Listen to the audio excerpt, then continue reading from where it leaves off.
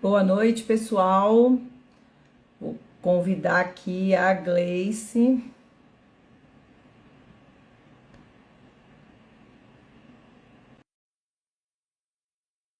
Boa noite a todos. Vamos entrando. É um prazer. Faz tempo que eu não faço live, né? Boa noite, Jefferson. Jefferson de Sorriso? Saudade.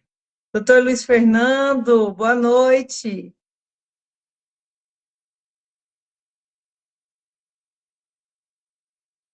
Gleice, tá por aí?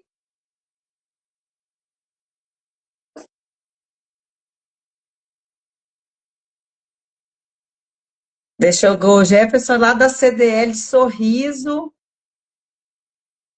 Gleice, eu mandei o convite aí para você. Ah, tá aqui, peraí.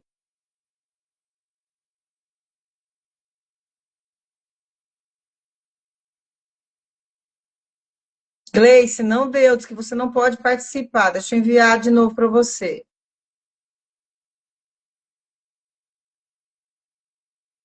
Convidar. Vamos lá, pessoal. Vão entrando aí, eu aceitei, eu mandei de novo. E olha, gente, a gente testa, a gente faz tudo. Boa noite, doutora, lá da Clínica Florescer de Campo Novo, Cleidivânia.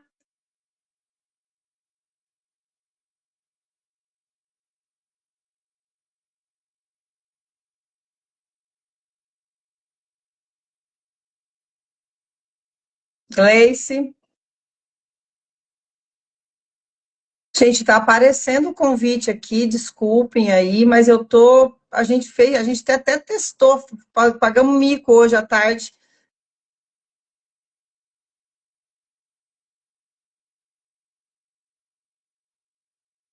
Então, também não tô, eu tô pedindo, eu tô te adicionando. Aquela hora a gente adicionou e tinha dado certo. Boa noite. Gleice, vamos ver.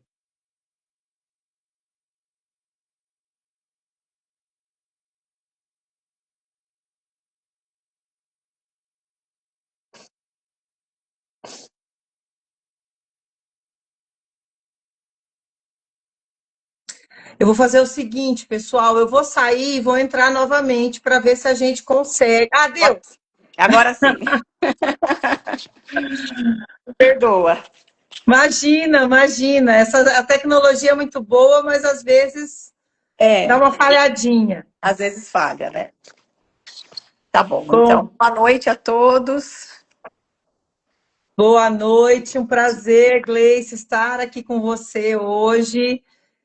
Pessoal, um prazer, todos que estão aí, eu tenho certeza que vocês vão aproveitar muito essa live, porque nós preparamos ela com muito carinho e para abrir o jogo, né, Gleice? Sem esconder Isso, nada, vai ser papo isso reto. mesmo. Isso mesmo, papo reto. Vamos abrir o jogo completamente. Exatamente. Pessoal, para vocês já me conhecem, eu sou Graziele Cabral, sou professora, sou juíza do trabalho. E hoje, se você é empresário, profissional de saúde e segurança do trabalho, psicólogo, para tudo que você está fazendo, tá? Isso, E vem ouvir a gente, porque nós vamos hoje revelar algumas coisas, falar para vocês, trazer algumas situações, porque é o seguinte, e aqui eu não quero que entendam que eu não estou falando mal de X, Y ou Z, mas falando, mostrando um olhar crítico, tá? E um alerta para as situações que têm acontecido e eu tenho visto, porque eu garanto para vocês e digo que 80% do que estão oferecendo hoje sobre NR01 e riscos psicossociais ou está errado, ou é exagerado, ou até desnecessário, pelo menos para este momento, tá? Então, eu estou aqui com a minha amiga Gleice Inácio. A Gleice é engenheira do trabalho, ela vai se apresentar e ela, sei que ela tem, se estudou muito, está estudando ainda, nós estamos todo mundo aprendendo. mas ela tem feito um trabalho aí realmente de um estudo para fazer uma aplicação e uma implementação correta disso, pelo menos nesse primeiro momento, gente. Está todo mundo confuso, mas é possível, sim, de uma forma mais barata, de uma forma mais rápida, que nesse primeiro momento a gente faça o que é necessário e para ir se adequando. Boa noite, Gleice. Boa noite, doutora Grazi. Como a doutora já disse, meu nome é Gleice, né? Eu sou engenheira de segurança do trabalho, e eu me especializei nessa parte, né, de NR1, de riscos psicossociais, uma trajetória aí desde da implantação da NR1. A gente acompanha muitas palestras, né, muitas informações a respeito do assunto, e a gente está aqui para ajudar, o que for preciso, né, esclarecer, desmistificar muita coisa, porque tem muitos erros aí, né, muita gente vendendo coisas que, não, na verdade, não atende a NR1, e eu e a doutora aqui vamos tentar, né, passar um pouquinho para vocês do que a gente já conheceu desse caminho aí. Que ainda tem muitas dúvidas, mas temos que começar, né? 2026 está aí, vai ser exigido, não tem outra saída. Exatamente. Gente, o primeiro ponto que a gente precisa entender é que existem, e na minha visão, né, também estou estudando, e na minha visão de juíza, de aplicadora da legislação, nós precisamos entender que nós temos dois momentos relacionados à saúde mental. Na verdade, a gente poderia dizer até três. Se a gente fosse pegar uma parte de implantação, de prevenção, aí eu tenho um plano de ação, e aí a gente tem também a parte jurídica, a parte depois que pode virar uma ação trabalhista, um funcionário que realmente adoece, aí a gente já passa para a questão da ação trabalhista. Mas o que acontece é que a gente hoje, o nosso objetivo, e depois a gente pode fazer outras, nosso objetivo hoje é mostrar que as empresas podem, sem gastar muito dinheiro, começar a implantar, fazer a aplicação da norma de uma maneira correta, conforme o Ministério do Trabalho vai exigir. Nós temos já um guia que o Ministério do Trabalho, ele divulgou, e esse guia já nos dá uma luz, digamos assim, mas nós precisamos analisar sem jogar fora tudo que a gente já sabia antes e lembrar que nós estamos falando de uma situação hoje administrativa, técnica, e que ela gera outros resultados, outras consequências, mas que agora a gente tem uma coisa objetiva, um método que tem que ser aplicado. E antes de passar até a palavra para a Gleice, para ela falar a posição dela, eu antes coloquei uma caixinha de perguntas, e Gleice, a pergunta que veio já foi assim, quem é que pode fazer? Ah, doutora, quer dizer que não pode psicólogo, médico? Não, a gente vai falar sobre isso, veja. Qualquer pessoa pode fazer um PGR, qualquer pessoa pode fazer uma análise ergonômica preliminar, desde que ela siga a metodologia correta. Então, até o dono da empresa, né, Gleice? O que você me diz aí? Quem que pode fazer? Até o dono pode fazer, não pode? Exatamente. Então, doutora, a norma não prescreve, né? Ela não diz quem pode, quem não pode, né? Só veio a exigência, né? E não veio para a gente quem pode, o profissional que é habilitado ou não. No meu entendimento, a pessoa que tem o mínimo de conhecimento possível para aplicar, né, essas técnicas, né, esses questionários, né, e avaliar tudo isso, ela tem competência para fazer isso. Eu sugiro uma equipe multidisciplinar, né, quando você vai começar um trabalho numa empresa, uma visão de, talvez, de um engenheiro, do médico do trabalho, técnico de segurança, talvez uma pessoa do RH, se tiver um psicólogo ótimo, né, montar uma equipe multidisciplinar, e essa equipe demandar esse trabalho, né? Continuar esse trabalho. Eu acho que é o meio mais prático e mais correto de fazer neste momento de incerteza que nós temos, né? Exatamente. E, Gleice, eu tenho observado que muitas pessoas estão defendendo avaliações individuais, terapias já nesse primeiro momento, contratação de psicólogos específicos para fazer uma análise. E, na verdade, gente, o primeiro ponto que a gente já vai começar aqui na live é explicar e defender com certeza, tá? Não é uma coisa da cabeça da Graziele, não é uma coisa da cabeça da Gleice, algo que a gente estudou e é algo que está de acordo com o que o Ministério do Trabalho está direcionando e vai exigir. A gente fala isso porque a gente conversou, eu conversei com vários auditores, a Gleice também. Então, o que a gente está falando aqui não é um achismo, é algo que foi realmente levantado e trazendo informações concretas para vocês.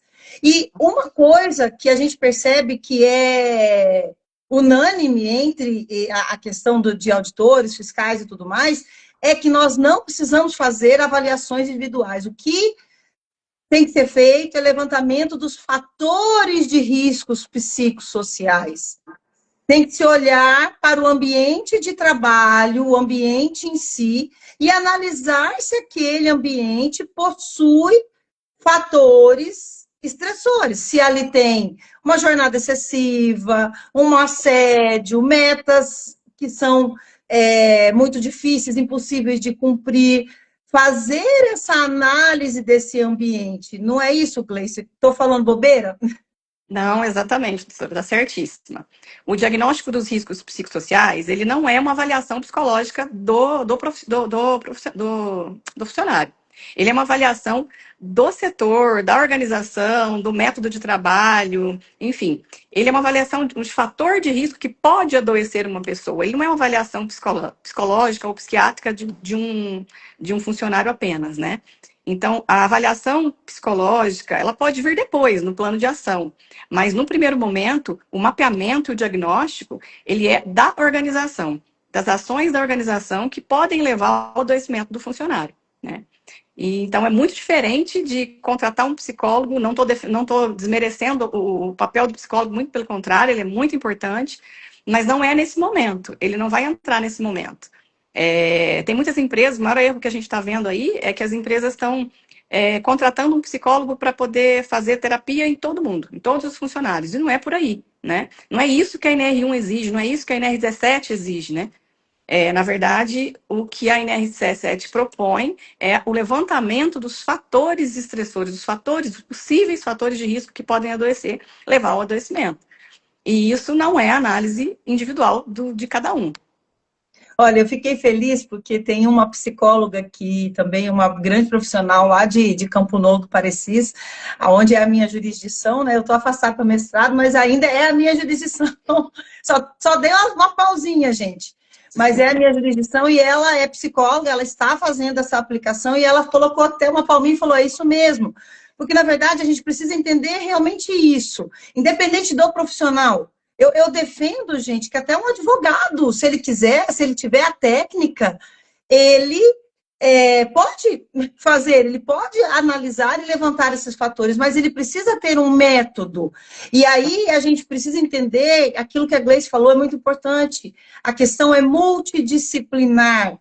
Só que nesse primeiro momento ele é muito técnico, mas se um psicólogo usar a técnica, se o advogado usar a técnica, se até o contador de empresa ele quer fazer, e ele utilizar aquela técnica, ele vai poder fazer. E agora vão ter situações que aí eu vou precisar de um profissional especializado. Agora, as pessoas estão confundindo com a avaliação psicológica, que é aquela, por exemplo, que é obrigatória para quem trabalha em espaço confinado, trabalha em altura, que aí eu vou avaliar o funcionário, como é a reação dele, como que está ele naquele ambiente de trabalho, né? E o Anderson Pessoa, que também falou para a gente aqui, essa análise do ambiente de trabalho tão necessária, que via de regra o juiz indefere, vai ajudar muito na avaliação do nexo causal para burnout, com certeza. Vocês viram que eu falei que nós temos 3 etapas? A etapa é agora implantar a NR01, essa etapa 1, aí eu vou implantar ela, eu vou gerar minha documentação, aí eu vou ter um plano de ação, eu vou executar esse plano de ação. E quando houver uma ação trabalhista, aonde esteja se discutindo um nexo causal de uma doença que o funcionário alegar, por exemplo, que adquiriu no ambiente de trabalho o burnout, certo? A empresa que ela estiver cuidando do ambiente de trabalho, ela vai pegar e falar, gente, espera aí, tá aqui, eu tenho a documentação e olha aqui meu plano de ação, estou executando esse plano de ação. E aí, sim, concorda comigo, Gleice, que nesse caso, por exemplo, num plano de ação, eu tenho lá, eu coloquei um telepsicologia para os meus empregados. Meus empregados têm acesso a um psicólogo online. Isso é legal. É um plano de ação. Com certeza. Concorda comigo? Com certeza. As ações do plano de ação, elas podem e devem incluir a ação de algum psicólogo, né? Não é só isso, mas elas devem incluir, sim. É importante a presença, né? A ação de um psicólogo nesse momento. Quando a gente fala no diagnóstico, é que o diagnóstico em si, ele não é uma ação psicológica, ele é a aplicação de uma ferramenta, né?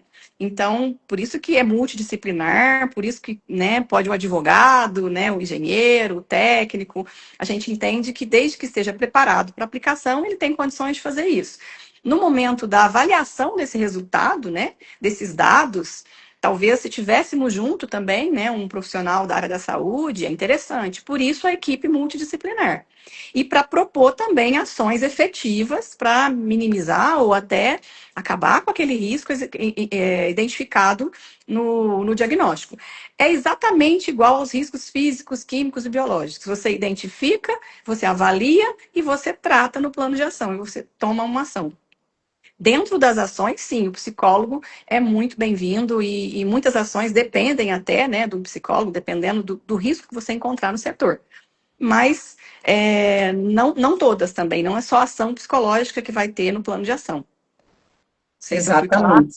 Ficou. Então, não, foi muito claro, é exatamente isso. É que a gente quer deixar bastante claro que a gente não está querendo aqui desmerecer ninguém e nem desmerecer trabalho de ninguém, mas esclarecer, porque infelizmente, do mesmo lado que a gente tem profissionais éticos que estão atuando e estão apresentando, independente da área de formação, um trabalho efetivo, nós temos de outro lado empresas que estão cobrando caríssimo para colocar uma série de coisas que, pelo menos num primeiro momento, são desnecessárias. Não é preciso que seja feito agora.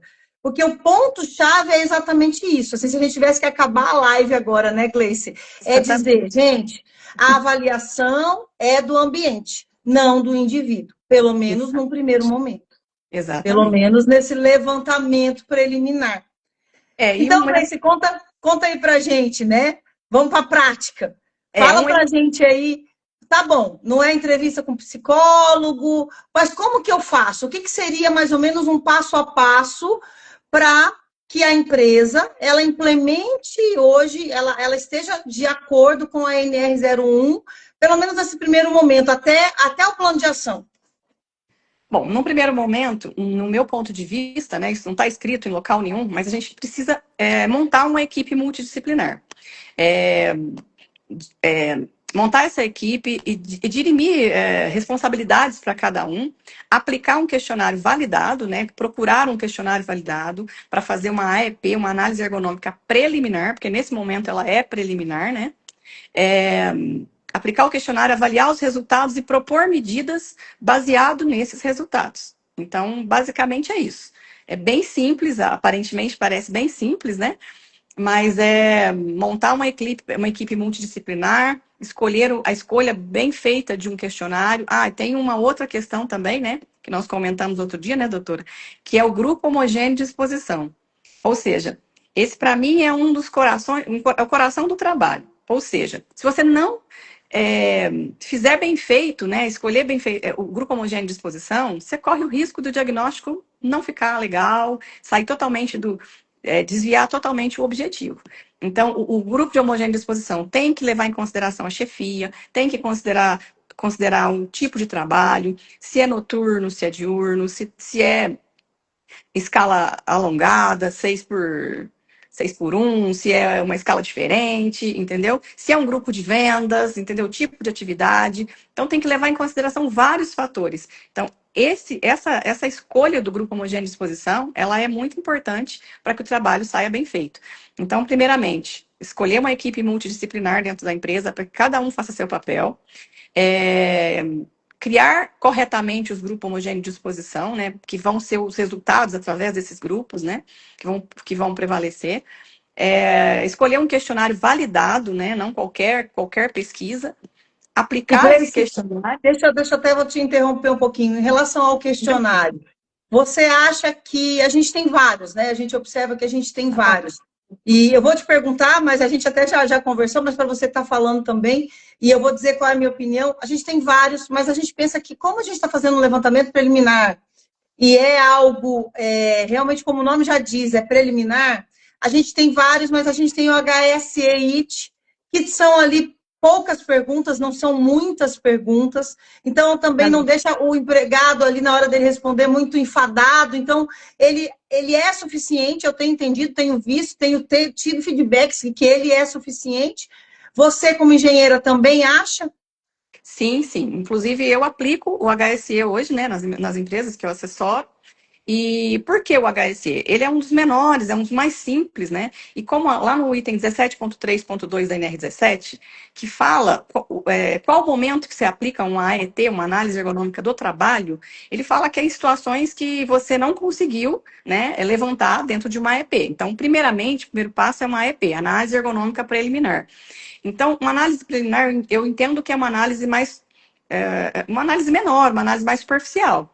Então, usar um questionário como o HSE num primeiro momento, no meu ponto de vista, é a melhor escolha.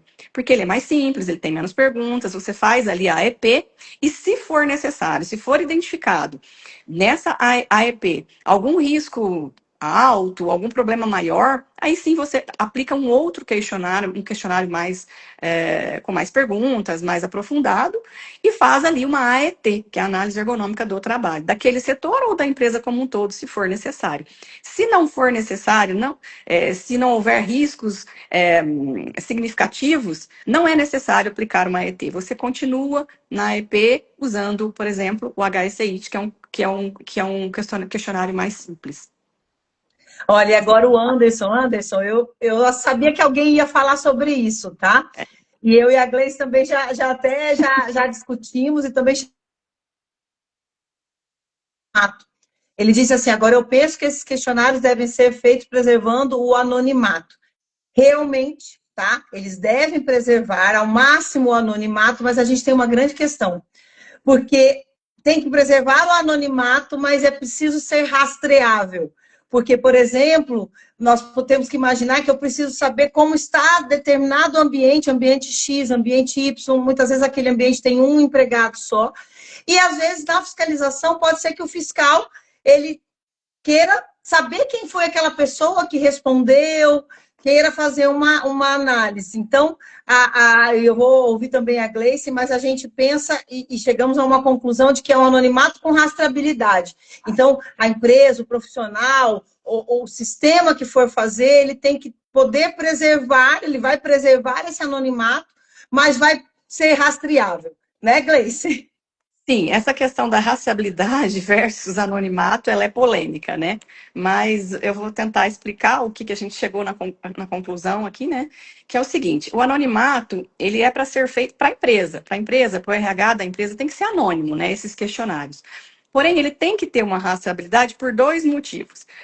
O primeiro dele, para a fiscalização do trabalho. Como que a fiscalização do trabalho vai saber se a empresa realmente aplicou esse questionário no funcionário? Se você não tiver uma rastreabilidade. Porque nós temos, né, informações de que a fiscalização do trabalho, aliás, ela já é feita assim, né? Ela vai por amostragem. Então, o fiscal vai chegar na empresa, ele vai questionar, arguir algum funcionário sobre um questionário que ele tenha respondido, algumas perguntas sobre psicossocial, e depois ele vai querer saber cadê o questionário desse funcionário. Do João, por exemplo, eu quero ver o questionário do João, para ver se condiz o que ele falou para o fiscal, se condiz com o que está respondido lá no questionário. Porque senão a empresa pode muito bem responder, eu tenho 80 funcionários, eu pego e respondo 80 vezes de forma bem legal, né? Bem legal para a empresa, e pronto, eu fiz. É anônimo, como que o fiscal vai saber que você realmente aplicou isso para o funcionário? Então, para a fiscalização do trabalho, é imprescindível que seja rastreável. E também para você conseguir olhar para o individual. No meio de 20 pessoas no mesmo setor, a média de respostas ali, vamos supor, de demanda do trabalho, foi normal, foi bacana. Mas para uma pessoa só, isso ficou muito evidente, ficou muito ruim. Como que você vai conseguir olhar para esse individual, para esse indivíduo que está sofrendo sozinho lá no meio dos 20? Então, se você não tiver um olhar para o individual, também fica difícil você encontrar aquela pessoa que está sofrendo sozinha lá no canto, né? Então, eu acredito, como que a gente faz isso? Aqui na assessoria, na nossa assessoria, a gente faz da seguinte forma: a gente aplica o questionário quando a empresa tem um setor de medicina A gente entrega para ela esse questionário, né, esse individual, com rastreável, e o médico do trabalho, por exemplo, ele vai ter esse olhar individual e ele tem todo o sigilo, assim como ele tem com qualquer exame médico, né? É da profissão, é inerente da profissão do médico ter o sigilo. Ele não pode abrir esse questionário para ninguém. Se a empresa não tem um setor de saúde e segurança, a gente fica com a gente, né? Guarda com a gente enquanto assessoria, e se precisar, numa fiscalização do trabalho, a gente fornece. E também a gente faz esse olhar, né, para as nossas empresas que a gente assessora, esse olhar individual para cada um, e se tiver alguma coisa muito discrepante, a gente comunica à empresa que tem uma pessoa sofrendo, duas pessoas sofrendo. Entendeu? Então, Perfeito. basicamente, é anônimo, mas é rastreável com bastante cuidado. É exatamente, eu concordo em gênero, número e grau, certo? Porque realmente pode acontecer de precisar levantar especificamente essa situação e precisa ter. Então, essa situação de ser do médico, quando tem o médico que ele tem o sigilo, né? O dever do sigilo, pronto, colocou ali, ele vai ser obrigado a respeitar, e se não, ficar com a empresa mesmo, fica aquele dado ali, fica armazenado e numa eventual fiscalização aparece. Então, gente, se vocês podem observar que, basicamente, né, e aí a gente vai continuando aqui a nossa explicação, mas basicamente vamos colocar por etapas, tá? E aqui a gente não chega ainda nem em que tipo de empresa. Aqui nós estamos falando que todo mundo precisa fazer. Eu preciso, então, ter uma equipe disciplinar ou se eu sou uma pequena, uma microempresa, eu preciso contratar alguém ou ter alguém, uma assessoria ou um sistema que vai fazer o quê? A aplicação desse questionário. O questionário é individual. Tem que ser feito para todos, com todos os empregados, tá? Não pode ser por amostragem, tem que ser todos. Esses dias me perguntaram, doutora, a gente pode obrigar? Sim, pode obrigar os empregados, porque, veja, a empresa vai ser cobrada. É diferente quando você, por exemplo, vai fazer um questionário de GPTW. Um questionário que eu estou aplicando para ver como é a minha empresa. Não, essa daí é obrigatória. Então, os empregados são obrigados a responder esse questionário. O HSEIT é um questionário simples, mas eficaz. A fiscalização, o próprio Ministério do Trabalho já tem demonstrado que ele será aceito. Então, faz isso e daí elabora o quê? A AEP, a Análise Ergonômica Preliminar. Exato. Gente, e esqueçam que quando a gente fala ergonômica, as pessoas pensam em cadeira, em altura, só em ergonomia no sentido de preservação de movimentos. Não, quando a gente fala ergonomia, a gente fala do contexto de todo o ambiente de trabalho. E aí você vai fazer isso, vai analisar ali se existe a probabilidade daqueles fatores existirem no ambiente de trabalho, qual a severidade disso, e vai gerar um grau de risco. E conforme esse grau de risco, você vai elaborar o seu plano de ação. É simples. E eu posso dar até um exemplo para vocês. Veja o seguinte, o resultado desse diagnóstico não é João ou Maria estão com depressão, João ou Maria estão com ansiedade. O resultado é o setor de vendas está com alto risco, com risco alto de sobrecarga. E a empresa atua no setor, levantando, melhorando aquele ambiente de trabalho e não curando o João ou a Maria. Entendem, gente? É analisar o ambiente e o plano de ação. Não é que eu vou dar tratamento psicológico para ele, não, nós vamos cuidar do ambiente. Certo? É óbvio que o posterior, é óbvio que se eu identificar que eu tenho uma pessoa ali com risco de suicídio, uma pessoa que está muito abalada, é óbvio que a empresa vai interferir individualmente. Mas isso nós estamos falando de casos específicos. O geral eu vou avaliar aquele ambiente. Nossa, o pessoal está reclamando de metas, tá? De uma chefia que não houve. Eu vou arrumar, vamos capacitar? Vamos conversar, vamos mudar a nossa sistemática de trabalho? Não é isso, Gleice? Exatamente. Exatamente. Falou bem claro, doutora. É bem isso mesmo. Entendeu? O risco é exatamente igual ao risco, os outros riscos. Se eu tenho um risco de ruído num setor, o que eu faço? Eu avalio, eu meço o nível de risco e eu proponho medidas. Ou eu coloco um protetor auricular no funcionário, ou eu protejo uma máquina, ou eu faço algo para aquele ruído não faça mal ao trabalhador. É a mesma coisa. Eu vou levantar um fator de risco psicossocial que pode levar ao adoecimento do funcionário. É claro que se ele estiver doente, nós vamos fazer alguma coisa, a empresa tem que fazer alguma coisa. Assim como se a pessoa que está exposta ao ruído tiver uma perda auditiva por ruído, nós vamos cuidar daquela pessoa com perda auditiva de ruído. É a mesma técnica, é a mesma metodologia. Não é tratamento psicológico, é exatamente isso, é levantamento de fatores de risco psicossocial. Por exemplo, um risco que tem um setor que é falta de reconhecimento. A pessoa o setor não se sente reconhecido. Qual que é a estratégia? Fazer reconhecimento, melhorar a cargos e salários, a metodologia de cargos e salários, enfim, a pessoa vai se sentir reconhecida, aquele risco vai ser minimizado. Então, as ações são desse tipo. Não necessariamente elas são um tratamento da depressão, como a doutora disse, entendeu?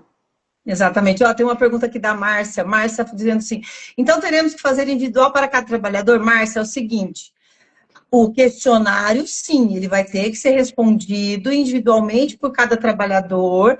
É o que a Gleice falou, você faz a análise da exposição, né? Análise da exposição homogênea, né? Do setor de exposição. Oi? Não, eu não falei nada. Ah, tá. É que veio. Não, eu não falei, estou esperando você falar. Então, é feito esse levantamento, certo? Você aplica o questionário individualmente, mas você vai levantar por setor. Então, eu descobri que no setor de vendas, pela resposta, ela tem 20 empregados. Pela resposta dos 20 empregados, vai ter dado lá que tem um risco, lá, assédio. Teve um risco alto de assédio. Então, o que eu posso fazer?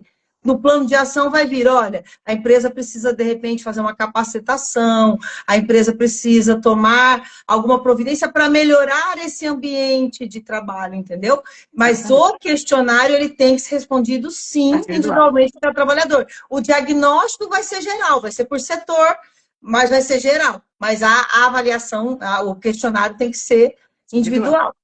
E fazendo um parênteses aqui, já que a doutora falou em assédio, lembrando que é muito comum o pessoal falar em assédio sexual como um risco psicossocial. Assédio sexual é crime, não é risco psicossocial, não vai para o PGR. Se foi detectado assédio sexual, tem que ser denunciado e não tratado. Não existe tratamento para assédio sexual, existe polícia, né? Tem que ser denunciado. Bom, é isso que a gente aprendeu aí com essa vivência aí, com as palestras, né? Com pessoas aí da área que sabem bastante desse assunto. Tem uma pergunta aqui, doutora, colaborador pode assinar essa pesquisa? Pode. A pesquisa, como eu falei, há tanta pesquisa quanto... Porque a pesquisa, o que a gente orienta? Eu posso inventar, eu fazer uma pesquisa? Não tem, a norma não está dizendo que não. Mas esses questionários que já existem no mercado, né, eles já são validados, eles são certificados. Então, o ideal é usar já uma pesquisa que já foi validada, mas você tem liberdade até adaptar, sem mudar muito, né, Gleice? Sem mudar o contexto da pergunta, mas eu posso adaptar ao meu setor, até para ficar mais compreensível. Mas a recomendação é usar alguma coisa já validada. Exatamente. Os questionários, a gente pode até mudar o teor da pergunta para ficar mais fácil o entendimento, né? Dependendo do colaborador, às vezes não entende muito bem, é muito técnico, mas ele tem que ter o mesmo sentido. E não é legal eu mudar nem quantidade de pergunta, nem tipo de pergunta, porque eu atrapalho completamente o resultado. Aquilo foi feito um trabalho estatístico em cima de tudo aquilo. Então, eu não posso mudar. Posso fazer uma pesquisa eu mesma, as perguntas. A norma não dita, não fala que não. Mas aquele guia do Ministério do Trabalho, ele sugere utilizar um questionário validado. Então, nesse contexto, eu indico, né, que usem um questionário validado e não faça seu próprio questionário. Pelo menos não nesse momento, né? Exatamente, eu também acho assim, uma adaptação talvez para facilitar, coloca na pergunta alguma coisa que o funcionário possa se identificar com o ambiente dele, só para facilitar poderia, mas não mudar. E tem aqui, ó, uma boa consideração aqui do Alex Rezende, ó, para os questionários tem que aplicar LGPD, bases legais, estatística, governança e compliance, perfeito, perfeito. Entendeu? Só que e aí a gente volta. Precisamos entender que com a técnica legal, aprimorando ela, mantendo a base, né? O eixo Uhum. dessa técnica, o entendimento de que eu vou avaliar o ambiente de trabalho. E através desse ambiente eu vou fazer uma análise econômica preliminar, é que a gente vai aperfeiçoando. Então, usando a LGPD, a privacidade, Tá. adequando as situações, porque é uma coisa que a gente é nova, está todo mundo aprendendo, mas a gente tem um norte. Não adianta falar assim, ai, gente, agora eu não sei. Já dá para fazer, né, Gleice? Sim, E sim. aqui tem uma pergunta que veio também para a gente naquela caixinha de perguntas sobre toda empresa, o procedimento é igual para toda empresa, independente dela ser micro, pequena, grau de risco. Quer responder essa, Gleice? Vamos lá.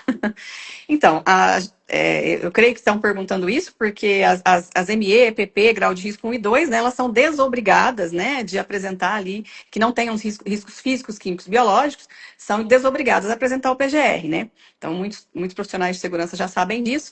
Porém, a norma não tira essa obrigação deles fazerem a análise ergonômica preliminar dos riscos psicossociais, que eu chamo de riscos cognitivos, né? Porque a EP, se você for olhar, ela é uma análise ergonômica preliminar da NR17. A NR17 contempla os riscos mecânicos e os riscos que eu chamo de cognitivos ou psicossociais. Então, elas não estão obrigadas nem de fazer os riscos mecânicos, nem os psicossociais, né?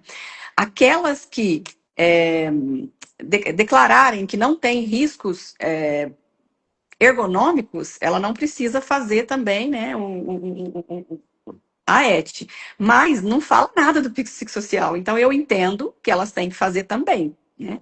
Por menor que seja a empresa, porque toda empresa, grau de risco 1 e 2, ela tem algum problema, né, algum risco psicossocial, né? Então, essa avaliação, eu acredito que tem que ser feita para todas as empresas, não tem exceção. Exatamente. Eu também, nos meus estudos, nas minhas conversas, tive muitas conversas com vários auditores, e o que a gente observa, gente, é o seguinte: sim, as microempresas e empresas de pequeno porte, grau de risco 1 e 2, precisam fazer pelo menos a AEP. Eu já vou mais longe, e aqui é só uma dica, tá? Porque eu já estou pensando lá na frente, eu já estou pensando aqui como a juíza, que de Sim. repente vai chegar uma ação, né, uma ação trabalhista, e a empresa, isso daí ela pode usar como defesa, ela pode usar como prova. Então, eu diria o seguinte: empresas pequenas, microempresas e empresas de pequeno porte, de grau de risco 1 e 2, faz o questionário, faz a análise ergonômica preliminar, e eu aconselharia fazer um plano de ação simples, uma coisa assim, bem Exato. leve, bem simples. Geralmente essas empresas são empresas pequenas, certo? E Sim. já, quando a gente já falar de grau de risco 3, 4, e médias e grandes empresas, aí sim tem que ser feito o PGE, né? Ok. Tem uma pessoa perguntando aqui, então a DIR vai deixar de existir? Não. A DIR é a declaração, né, de inexistência de risco. A DIR ela é uma declaração que você fala dos riscos físicos, químicos, biológicos, ou ergonômicos em alguns casos, né? Mas isso daí não elimina o dever de fazer a EP dos riscos cognitivos, no caso do psicossocial. Mas a DIR vai continuar existindo. Porque a gente lembra, a gente tem os riscos, né? Físicos, químicos e biológicos, certo? E aí tem os ergonômicos, que não entra nessa, né, na questão da declaração de inexistência, né? Exatamente. Ó, A não ser que as normas façam modificações, né? Tem alguma modificação na norma, mas por enquanto, não. A DIR continua existindo e as empresas, mesmo MME, PP, né, de grau de risco 1 e 2, vão ter que fazer a análise econômica preliminar dos riscos cognitivos. Isso é olha o fato. que o Luca tá falando aqui pra gente. Eu acredito que esse plano de ação básico já evita muita dor de cabeça, com Com certeza. certeza. Aí agora eu vou falar a visão da juíza. Imaginem a seguinte situação, gente, que a gente está falando de uma situação administrativa, de uma situação preventiva. Vamos falar já quando deu algum problema, o empregado adoeceu, ele teve uma depressão, uma síndrome do pânico, uma ansiedade, um burnout, certo? E ele entra com uma ação alegando que aquilo ali foi em decorrência do trabalho dele. Se a empresa ela comprovar que aquele ambiente era saudável, ou que ela fez de tudo, ela pode ser absolvida naquela ação, porque não é porque a pessoa tem uma depressão e uma ansiedade que significa que sempre é decorrente do trabalho. Só que o que eu vejo hoje? Eu vejo o seguinte, empregados estão adoecendo, certo? E alguns podem ser pelo trabalho, outros não pelo trabalho, mas a empresa não tem uma ação, uma documentação onde ela mostra que ela está cuidando da saúde mental. E, gente, isso agora não é mais mimimi, não é coisa que a gente falava uma vez ou outra, não. É obrigação. E eu vejo que a NR01 veio para ajudar a empresa. Muita gente está falando assim, é para prejudicar. Não. É uma forma de obrigar o empregador a até ter provas de que ele está cuidando da saúde mental. Exatamente. Entendeu? Exatamente, doutora. Deixa eu ver aqui, tem uma pergunta também.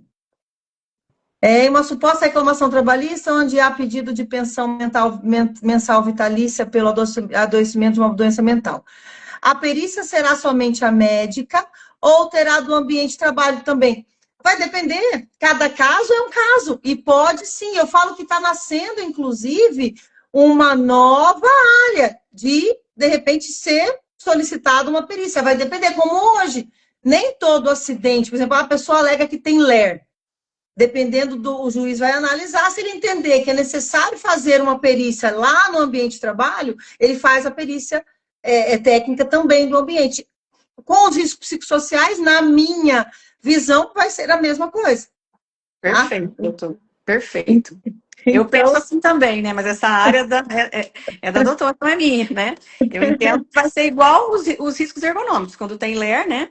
Pode ter a técnica, pode ter a médica, os psicossociais devem seguir nessa mesma linha, né? Vai depender muito do juiz, no entendimento dele, o que ele vai querer para verificar aquela situação, né? E aí, de novo, a gente vai na situação. Uma empresa que, de repente, já demonstra que ela tem aquele cuidado, pode ser desnecessário uma nova perícia. Entende? Se ela demonstra uma boa, ela está ali, ela está cumprindo a NR, ela tem um bom plano de ação, ela já tem uma análise ergonômica preliminar. Eu falo com o magistrado que a gente olha aquilo ali e fala, bom, aqui já tem elementos. Não, aqui não tem, eu não tenho elemento nenhum para saber se aquilo se é ou se não é. Entende? Então, eu acho, gente, que a gente tem nas mãos uma grande possibilidade de, ao mesmo tempo, a empresa estar em conformidade com a legislação, cuidar do ambiente de trabalho, cuidar da cabeça dos seus empregados, cuidar da saúde mental e também, e aqui vou falar, porque vocês sabem que eu falo mesmo, evitar também oportunistas, porque existem. Eu falo sempre assim, da mesma maneira que a gente tem empregadores que não se importam com os seus empregados, com o ambiente de trabalho, fala que isso tudo é mimimi, existe muito. A gente está tendo pessoas, e eu falo, não estou falando da boca para fora, eu estou falando de ação que eu pego da pessoa ter trabalhado um mês e meio, 2 meses, certo? E alegar que teve uma síndrome, alguma coisa que dependeria do passar do tempo para que o ambiente de trabalho fosse. Então, está virando uma moda que a gente precisa entender que precisa se proteger também. Então, implantar a NR01 vai ajudar todos esses graus, né, Gleice? Sim, com certeza. Vai proteger a empresa, né? Porque os dados, eles orientam, né, as empresas no que fazer, como fazer, né? E os processos, eles acabam sustentando tudo isso, né? Os processos que eu diria, o plano de ação, né? Todos os processos de ações contra, né? Contra esses riscos psicossociais. Então, eu acho que vai ajudar muito as empresas a terem menos adoecimento e menos reclamação trabalhista também. Exatamente. Gente, a gente já está com 45, quase 45 minutos de live. A gente já vai tendo que terminar. Eu falei para a Gleice, a gente vai fazer um apanhado, porque o assunto é muito interessante. A gente está vendo que tem várias outras perguntas. A gente pode até, o Anderson está indo para o lado da questão da ação trabalhista. É Aderson, não é Anderson, é Aderson. E então, a gente pode depois marcar até uma outra para a gente falar mais sobre o aspecto também do contencioso, que já é a parte da ação, tá? Mas a gente tem uma gama de novidades por aí. Mas primeiro, gente, primeiro de tudo, e o que eu quero, assim, partindo para a conclusão da nossa live, é alertar, de novo dizer, eu não estou querendo aqui criticar ou dizer que alguns profissionais estão errados, mas que estão tendo equívocos e que orientar que não é tão difícil este primeiro momento, você fazer uma implantação, levantar estes riscos sociais e fazer a sua documentação, certo? Sim. Você pode fazer de uma forma simples assim, exige um conhecimento técnico, né, Gleice? Como eu falei, pode todo mundo fazer? Pode, mas será que tem o conhecimento? Exato. Da mesma forma que eu falo, um plano de ação. Você vai falar que uma parte de cuidar daí da saúde mental, ela não tem que ser feita pelo psicólogo? Com certeza que tem. Claro. Mas tem uma parte técnica que eu preciso olhar, que o profissional que vai ter que fazer isso, talvez seja aquele profissional que tem esse conhecimento técnico, desse levantamento. Exatamente. E cuidado com falsas promessas aí, né? Querendo vender coisas mirabolantes e que não é tudo isso, como a gente acabou de falar aqui, né? Que a gente expôs aqui.